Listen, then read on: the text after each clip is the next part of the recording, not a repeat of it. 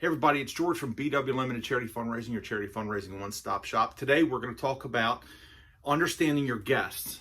Part of the psychology of successful fundraising is understanding and realizing and accepting the fact you've got to know the spending of your guests, their capabilities and everything else, and how to use that within your fundraising strategy, within your fundraising platforms. And if you remember, we talked about a lot platforms are your live auction, your silent auction, raffles, and any direct ask for donations. Now, this is reality, and if you know me, I'm the reality of charity fundraising guy, and I'm going to give it to you real. And you've got to understand this, and the importance that this falls within your fundraising strategy. Because if you just think that everybody's the same, you're going to be sadly mistaken. And if you miss one of the fundraising platforms, your fundraising capabilities or fundraising goals are going to be really, really hampered. Okay, so first, we have to understand, okay, using my really bad drawing here, we have to understand that there are three types of people that come to your fundraising event. Their capabilities, their financial capabilities, right? There are high-income people, high-income, have a lot of expendable money they can spend, make high donations, things like that. They can purchase things higher, everybody else. Then there's the middle-income people right down in the middle of the road, who can spend money, but not as much, not as competitive with the high spenders. And then at the end, there are the lower income people. Now, what happens is this. Within your fundraising strategies, like this pie chart, right? Believe it or not, I drew this with a string. I'm just saying, I'm not that artistic, but I did it myself. But I'll explain this to you so you fully understand it. Okay. The high-income people, what do we know about high-income, affluent business owners and things like that? They're extremely highly competitive, type A. They're going to win no matter what. They make a lot of money. They're successful. They work, and they like to live high on the hog, so they're going to spend very high. What are these people like? They're highly competitive. They're going to fight tooth and nail. So what do you have for them to get their maximum spending up? To get them to spend the most amount of money that they possibly can spend at a fundraising event. What do you have for them to get those juices flowing and for them to be competitive? What is it? It's your live auction. All right, what do you say? What do you give? How about a bid for 1,000? Give it a bid for 1,100. How about a bid for 12? Give it a bid for 12, 13. Right? Live auction. You have a live auction. They get very competitive and they'll be like, we're going to compare wallets here. No, that one's mine. Here's my wallet. My wallet's bigger than yours. 1,300, have it a bid for 14, give it a 15, 17, 25,000. They're going to be competitive. So the live auction is very, very, very competitive. Plus the live auction is there for entertainment. Let's understand this. It's there for entertainment purposes, but it's there to get the juices flowing for the high spenders. Okay, so in your fundraising event, the live auction is going to be 1/4 of the event. The live auction, LA, that's your live auction. Never mind that's from my lights, the white spots on the board, but that's your live auction, 1/4.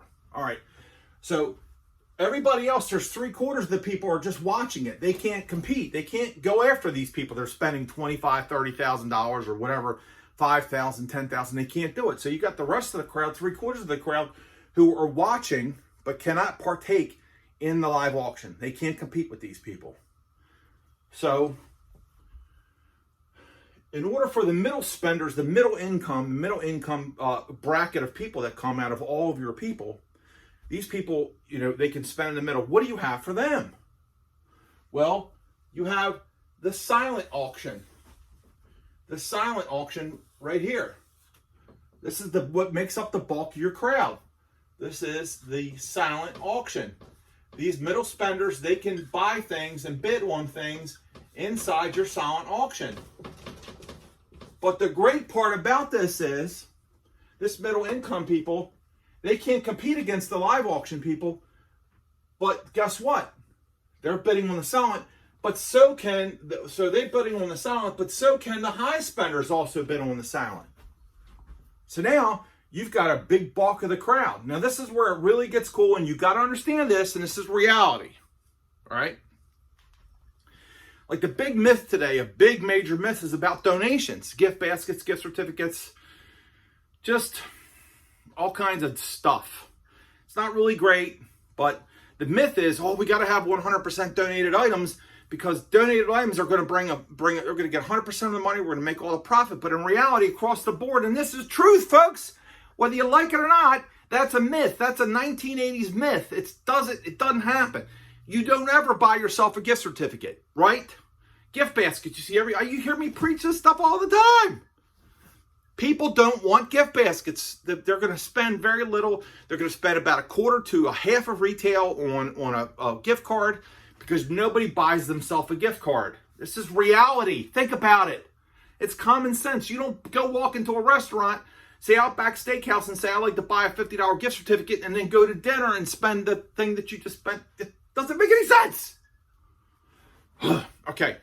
So, the majority of the donations you guys are out there going after, and donations are important, what are you going to do with them? Because they're only bringing a quarter to a half of retail, at the most a half of retail. What's the best place to use them? Well, think about it.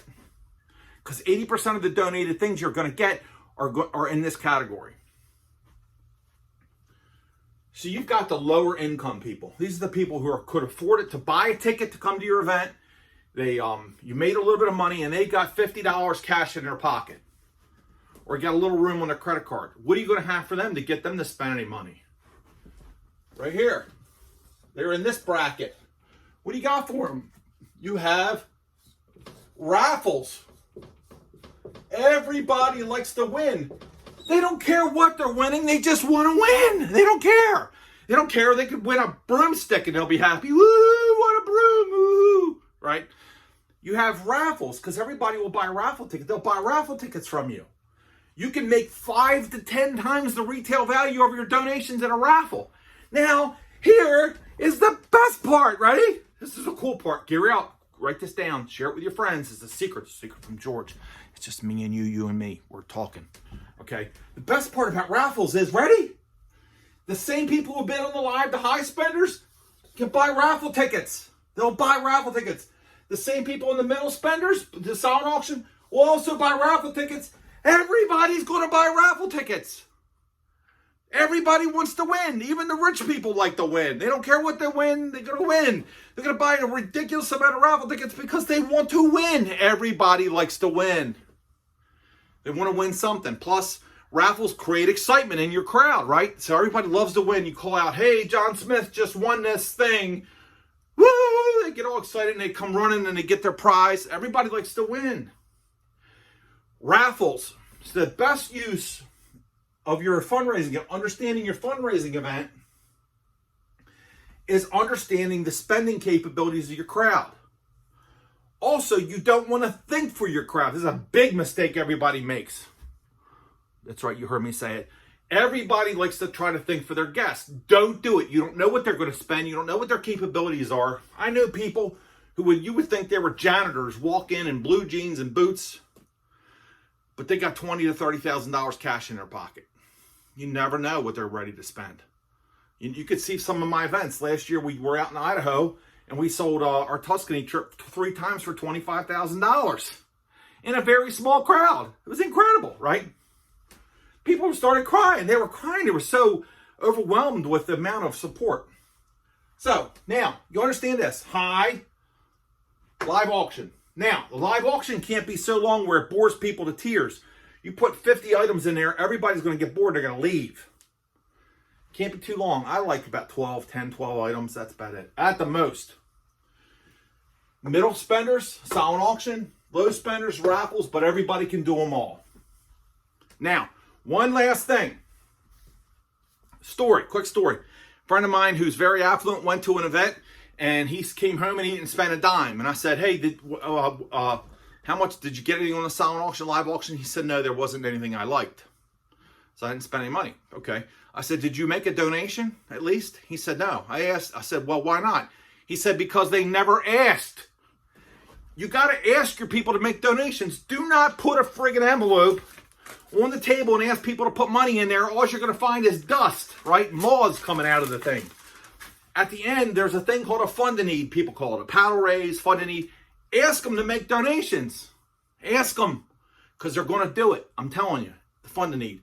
But that's the beauty of having a professional auctioneer especially a charity auctioneer who understands all this. So this is video number 4, by the way, in our series.